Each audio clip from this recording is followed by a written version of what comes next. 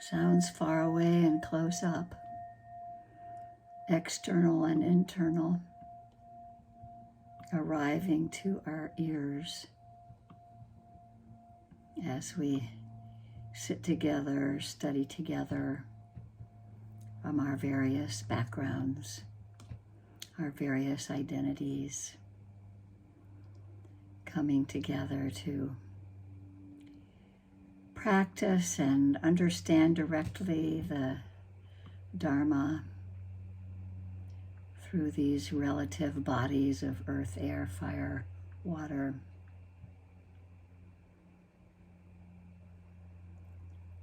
Seated in our spot, acknowledging gravity,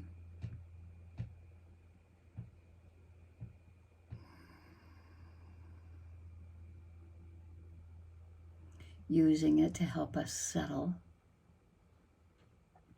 to help us bring our bodies, hearts, and minds together in one place, on this spot, in this moment, where we're seated. We can notice pressure, tingling, heat, sensations in the body.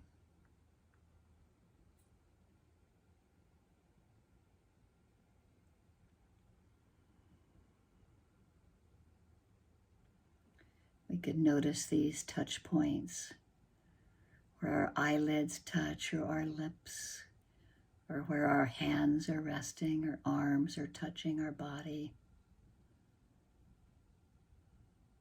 or maybe our buttocks on the chair or our feet on the floor.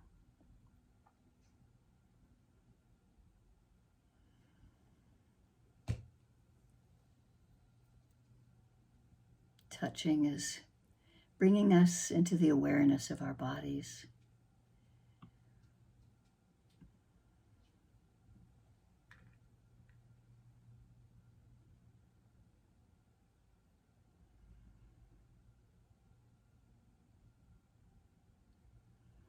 We can use one of these touch points that calls the most to us as a place to return to if we get lost in thought or space out far away, or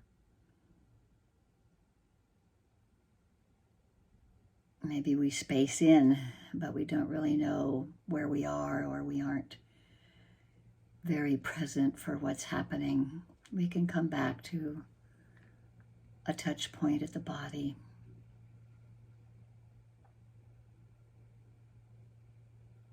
We can also come to our breath, however we feel it the most, wherever we feel it.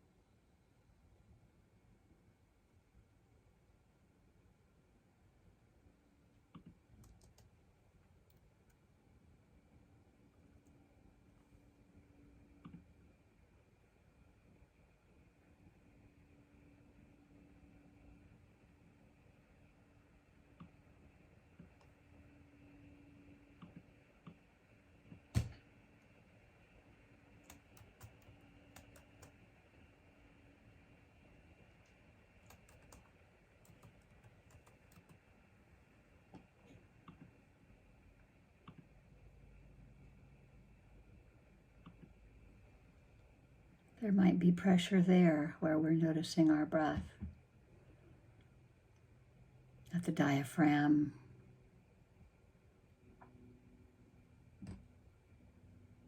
the rising and falling of the breath brings pressure on the inhale and the release of that pressure on the exhale.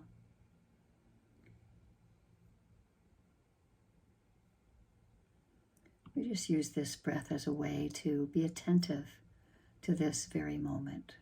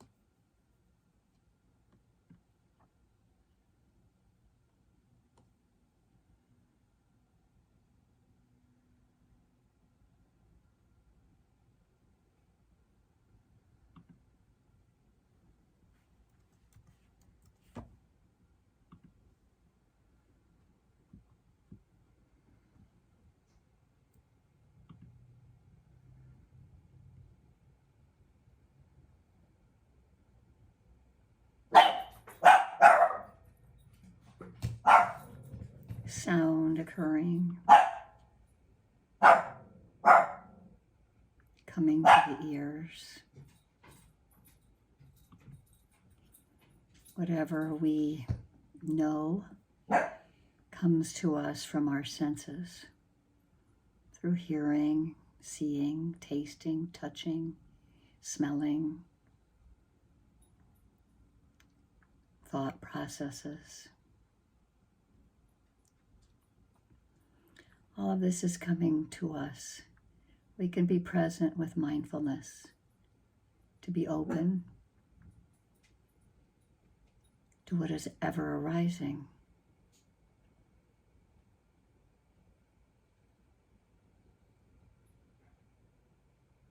Really knowing as we investigate that it doesn't last, that it's impermanent, that it doesn't belong to us, it's impersonal.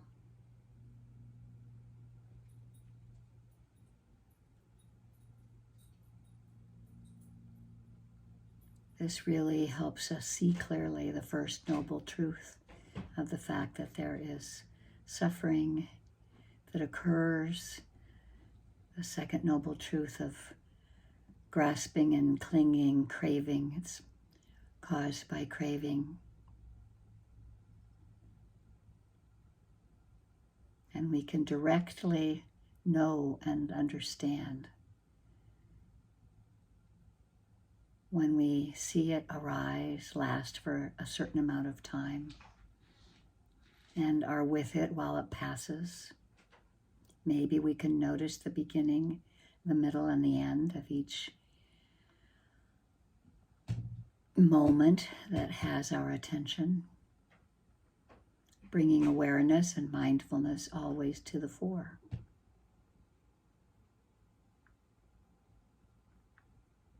And rather than seeming depressing because we can't hang on to anything and it's all impermanent, it's actually, in our practice, a joyous moment when we see clearly, whenever we awake for a moment to seeing the impersonal nature of what's arising and passing away. And so we can notice these moments of joy occurring, even if it's some repetitive thought about something that's troubling us. We can notice our minds getting caught in a cycle of thinking. And we can notice when we're aware of that and when we wake up to that moment, no matter how involved in it we are. We have a small percentage of our awareness noticing, this is what's happening. This is where I'm getting caught, and clearly feeling and seeing the suffering that occurs as a result. And we just do this as a practice using the breath or the touch point to continue allowing us to be in the present, to open fully to whatever is seen and felt.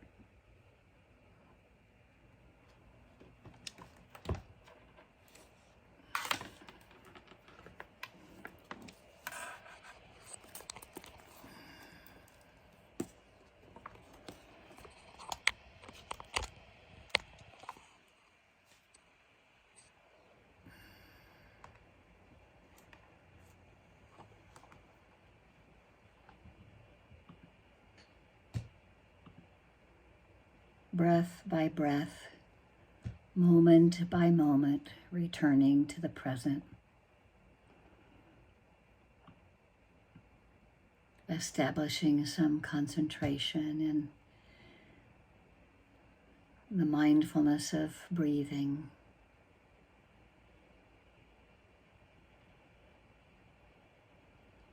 We can open our awareness to the larger body.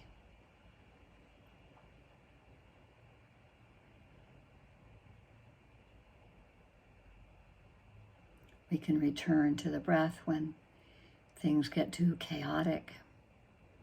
We can stay more spacious and open if we feel a sense of calmness in the body and some settledness in the mind. To be open to whatever comes into any of the senses.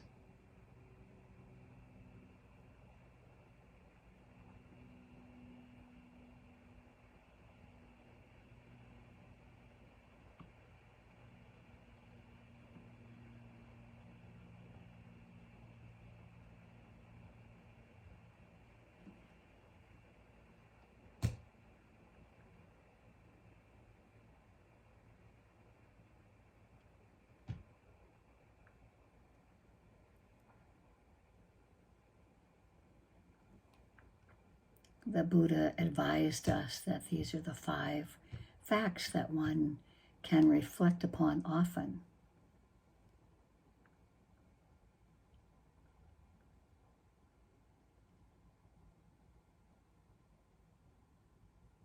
And reciting these 5 remembrances or 5 recollections daily can shine a light of mindfulness onto our fears and confront them, accept them, and help them be transformed.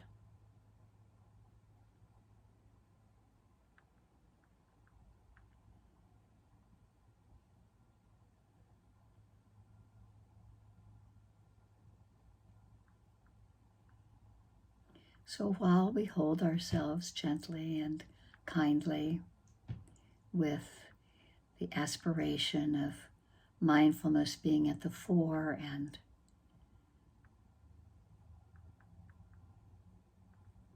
seeing clearly what's arising, we can reflect.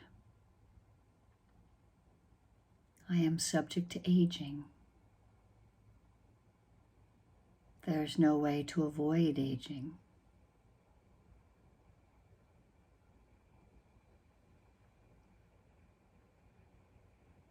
I am subject to ill health. There is no way to avoid ill health.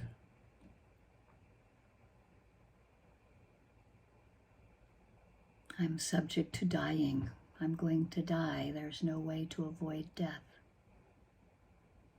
Everyone and everything that I love will change. There's no way to escape being separated from them. My only true possessions are my actions. I cannot escape their consequences. There are various translations, but that's a very simple one.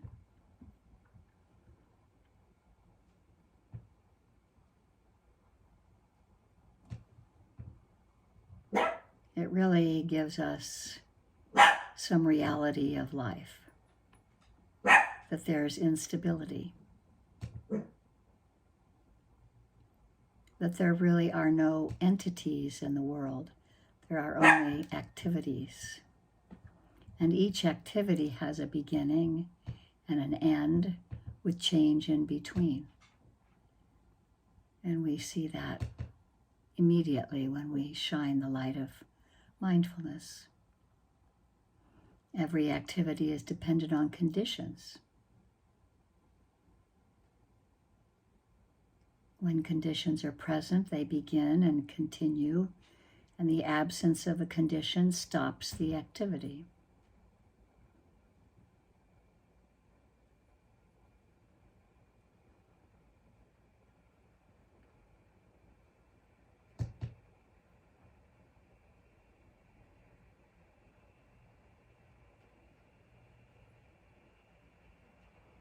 And all apparent entities are mental constructs of ours. And all that I call mine or myself are such mental constructs. Sankhara.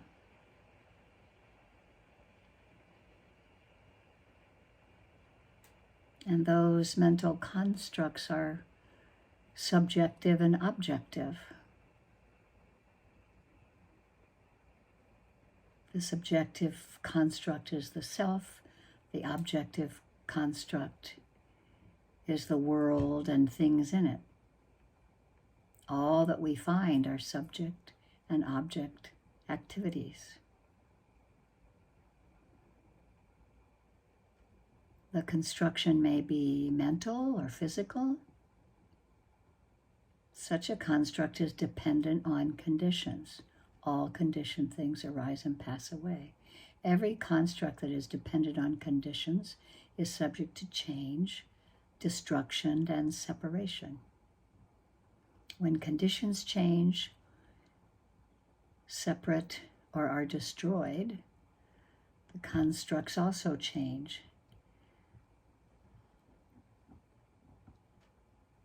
are separated and destroyed. So it really gives us that first obvious example that everything is unstable.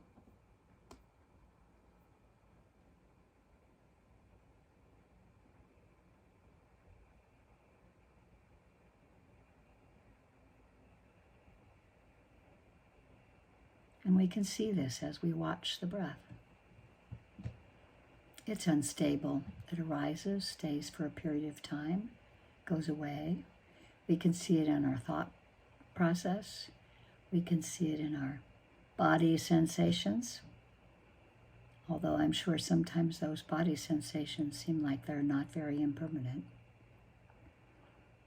But the pain or the pleasure we can usually notice as impermanent because it changes.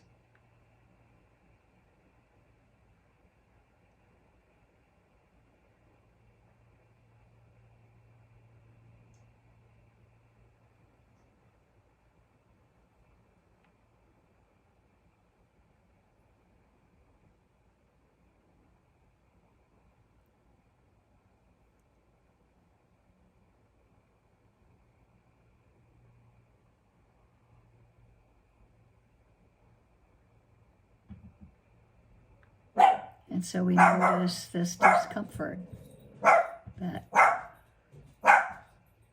objects, constructs that I call mine or myself are unstable. Like I'd like to be talking to you without the dog barking in the background. Unstable conditions. And what is unstable is insecure.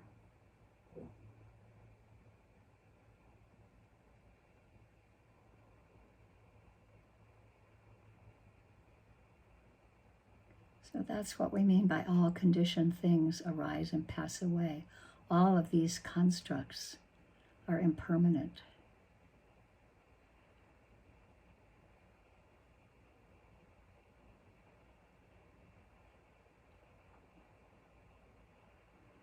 And they're impersonal, not as we hope them to be, not under our power. And if it's not under our power, we can't say that it's mine.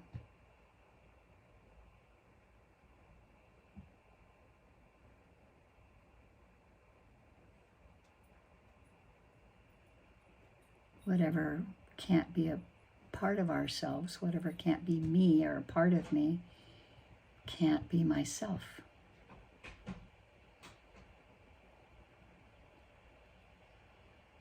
So we begin to see the impersonal nature of self.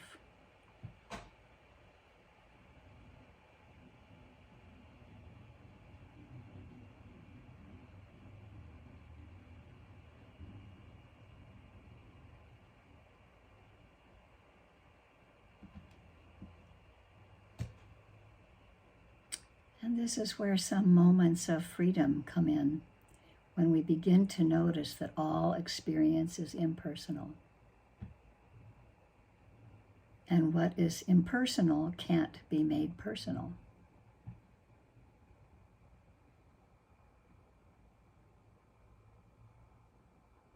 It can't be personalized.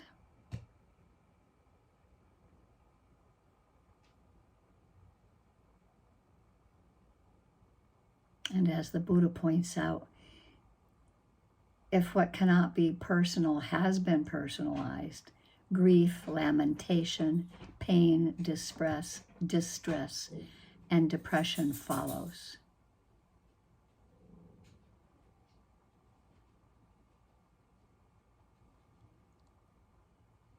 Which is why we incline the heart and mind toward that depersonalization.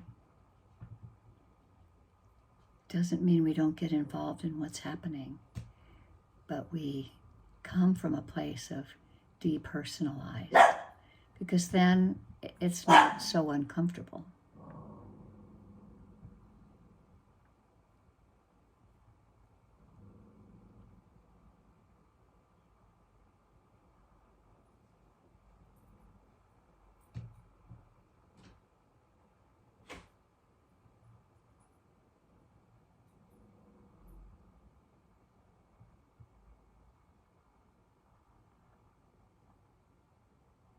So we don't want to depend on changing external conditions for happiness.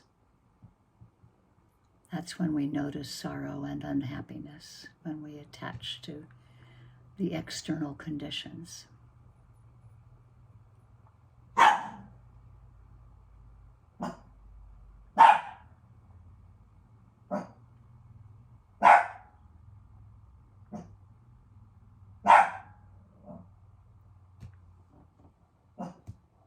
Not depending on external conditions for my happiness, I cultivate dispassion, compassion, happiness, and tranquility. And this is how we gain true happiness. Happiness is a state of mind that's free from grasping.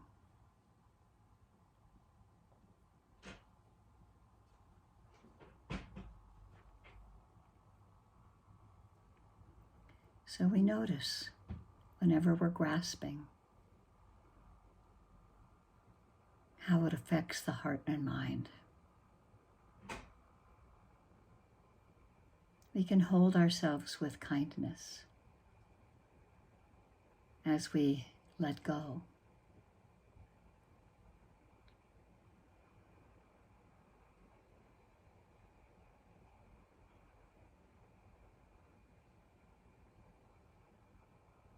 And we have this training to not hold on to things that are unstable. Purifying our thoughts, purifying our mind stream.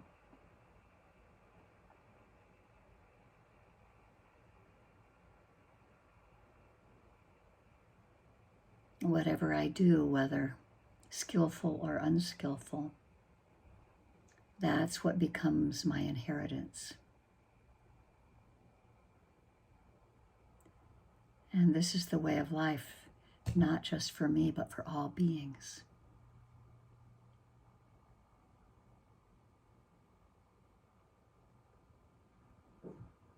As we develop compassion for all beings.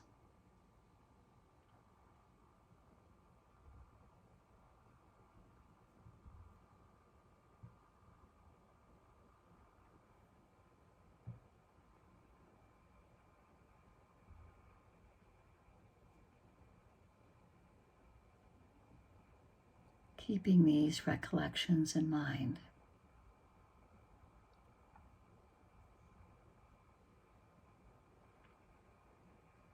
That for all human beings, their jobs are dependent on conditions, their social status, their wealth,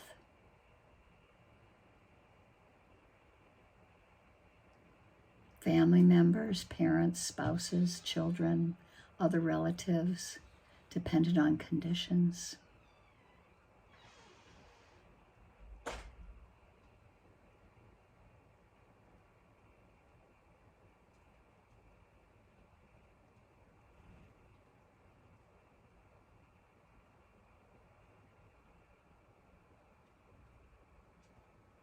Unstable. not under our control.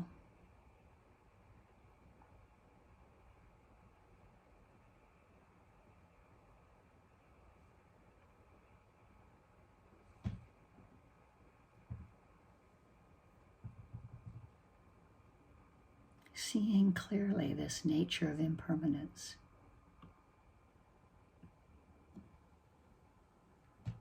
Can truly bring great joy, confidence in the practice of helping us relieve our own suffering.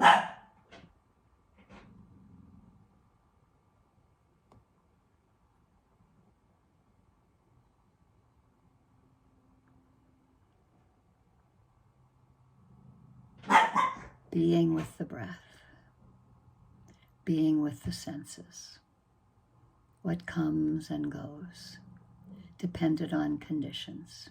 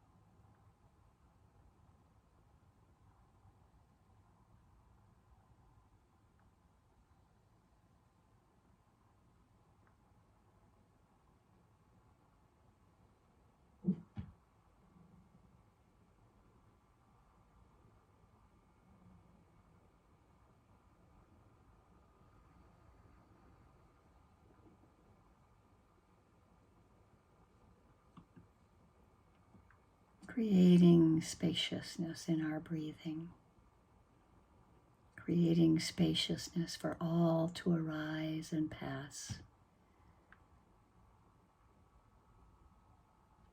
inclining the heart and mind toward the skillful actions, skillful activities, skillful thoughts of kindness and compassion, of joy and equanimity.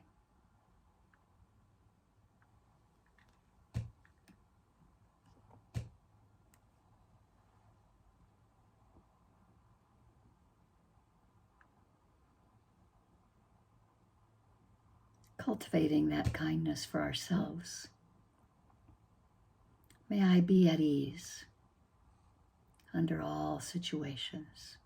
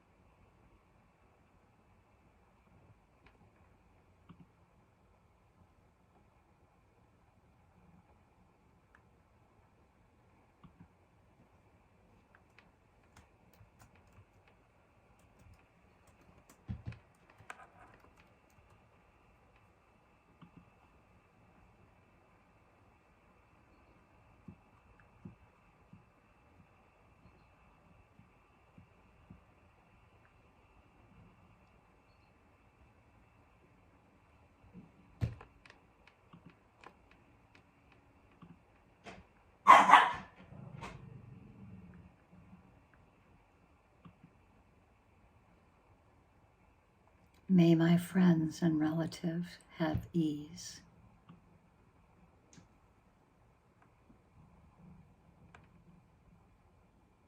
May they have compassion for themselves when things are challenging and difficult.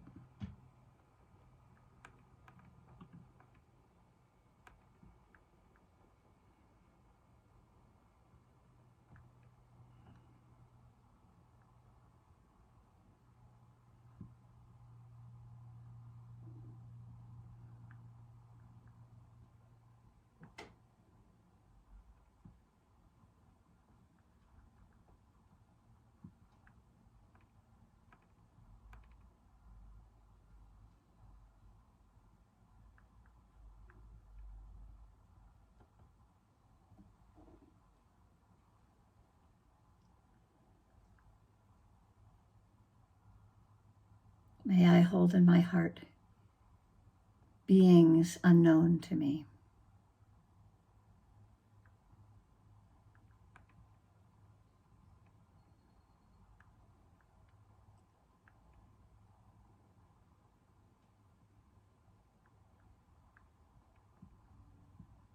That they may be at ease. That they may have happiness and the causes of happiness.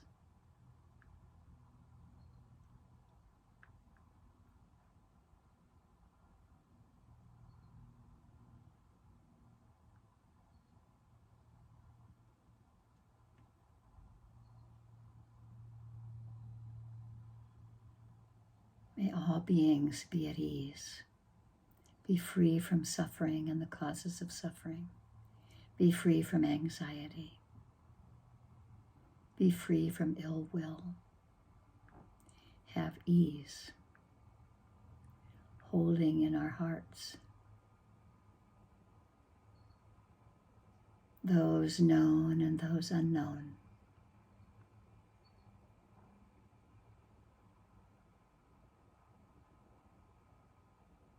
We are all of the nature to grow old.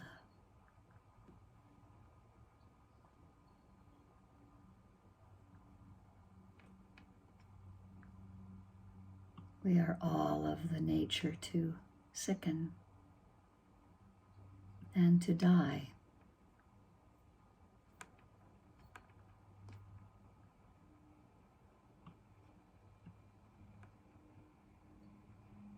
Everything and everyone we love will change.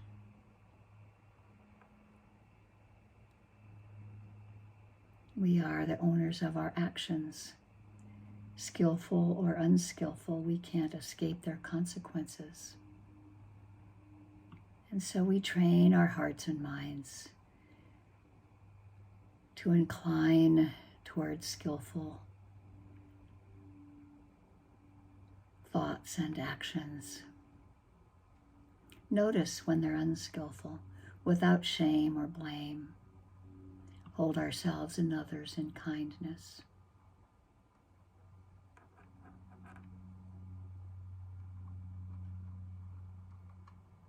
May all those beings who swim and fly, walk, crawl, those that we like and those that we don't like, various creatures and critters, beings known and unknown, liberated and not liberated. May all beings everywhere have ease, be free from harm, safe and protected.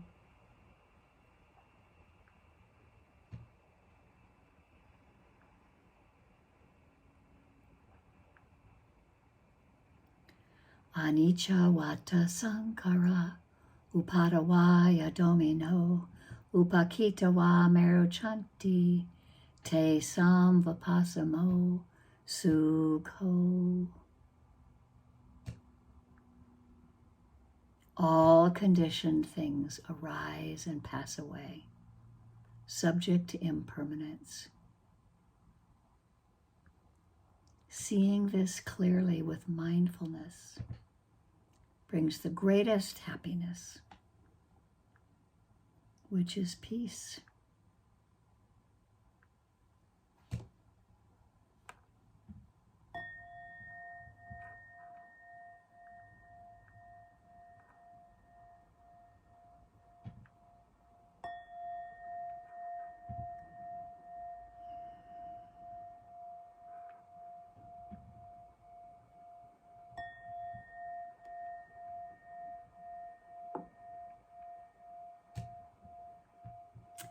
Thank you for your practice. May it bring you joy, no matter how difficult it is. Reminding yourself to be mindful, noticing when you are, and really realizing that there is so much merit from this practice that benefits others, no matter how challenging it might seem sometimes. Thank you, thank you, thank you for your practice and the joy that it brings me.